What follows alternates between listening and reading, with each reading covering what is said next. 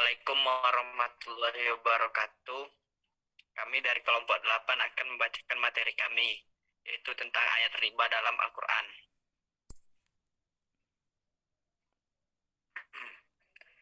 Menurut Al-Sabuni, riba adalah tambahan yang diambil oleh pemberi hutang dari penghutang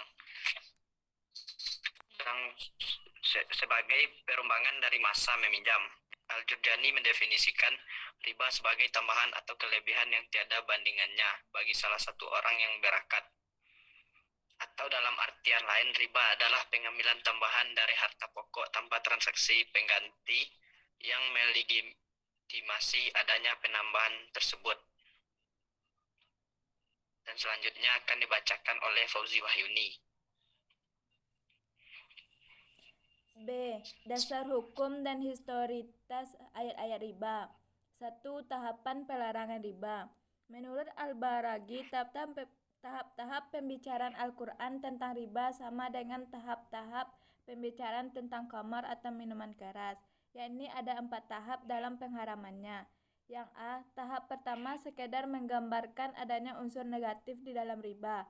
Hal ini sebagaimana termaksud dalam Quran surah Ar-Rum ayat 39 yang berbunyi, Bismillahirrahmanirrahim. Wa ma ataitum mir ribbal liyarbuwa fi amwalin nasi fala yarbu indallah.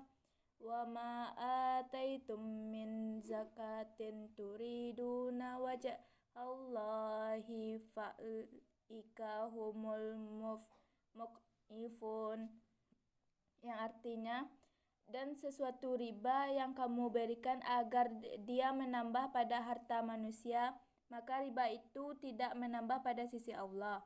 Dan apa yang kamu berikan berupa zakat yang kamu maksudkan untuk mencapai keridhaan Allah, maka yang berbuat demikian itulah orang-orang yang melipat gandakan pahalanya. Yang B. Tahap berikutnya disusul dengan isyarat tentang keharaman riba. C. Tahap selanjutnya secara eksplisit Al-Quran telah mengharamkan praktek riba, meskipun masih terbatas pada salah satu bentuknya, yakni dengan menyertakan batasan adafan mudafan. Yang D. Dan pada tahap terakhir, riba telah diharamkan secara total dalam berbagai bentuknya dan digambarkan sebagai sesuatu yang sangat buruk dan tidak layak dilakukan oleh orang-orang mukmin.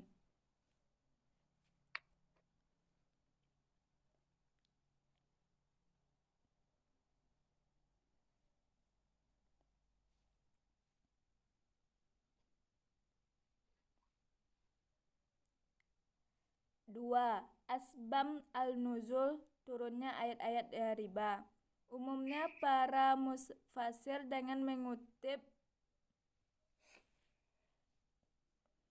dari Al-Tabari berpendapat bahwa ayat Al-Baqarah 275 sampai 279, khususnya ayat 275, turun disebabkan oleh pengamalan paman Nabi Muhammad SAW, Abbas bin Abdul Muthalib dan Khalid bin Walid, yang bekerja sama meminjamkan uang kepada orang lain dari Tasqif Bani Amr, sehingga keduanya mempunyai banyak harta ketika Islam datang. Sedangkan sebab turunnya Quran surah Ali Imran, menurut satu riwayat dari Atta, disebutkan bahwa Banu Saqif mengambil riba dari Bani Mughirah.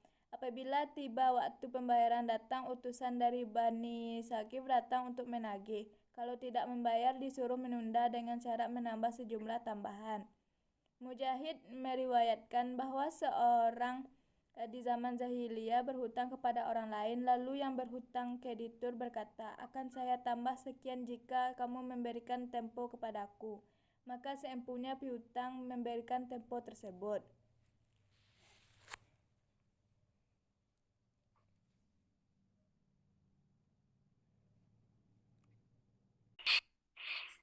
Tiga. Kondisi sosioekonomi sebelum turunnya ayat riba. Larangan riba sebagaimana termuat dalam Al-Quran telah didahului bentuk-bentuk larangan yang lainnya yang secara moral tidak dapat ditoleransi. Larangan ini tercermin dalam perilaku sosial ekonomi masyarakat. Maka pada saat itu, yang secara luas menimbulkan dampak kerugian yang besar dalam komunitasnya. Menurut Al-Quran bahwa barang siapa yang tidak mendirikan sholat dan tidak memperhatikan fakir miskin akan diancam hukuman siksa neraka. Quran Surah Al-Mudassir ayat 43-44. Di samping itu, fakir miskin mempunyai bagian hak dari harta benda orang-orang kaya. Quran Surah Al-Ma'arij ayat 24-25.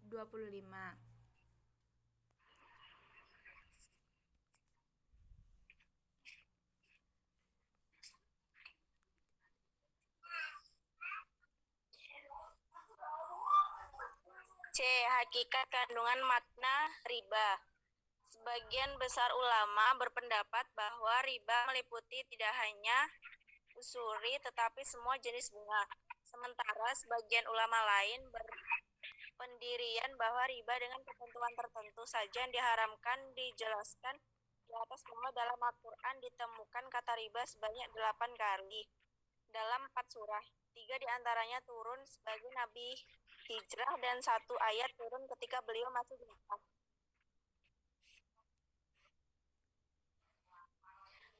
Kesimpulannya, berdasarkan ayat-ayat Al-Quran tersebut di atas, para ulama sepakat bahwa riba merupakan sesuatu yang dilarang karena ayat-ayat menjelaskan tentang keharaman riba dinilai sangat jelas dan secara kronologis dapat dipahami esensi pelarangan tersebut. Larangan riba dalam Al-Quran tersebut telah didahului bentuk-bentuk larangan yang lainnya yang secara moral tidak dapat ditoleransi, yang secara luas menimbulkan dampak kerugian yang besar dalam komunitasnya.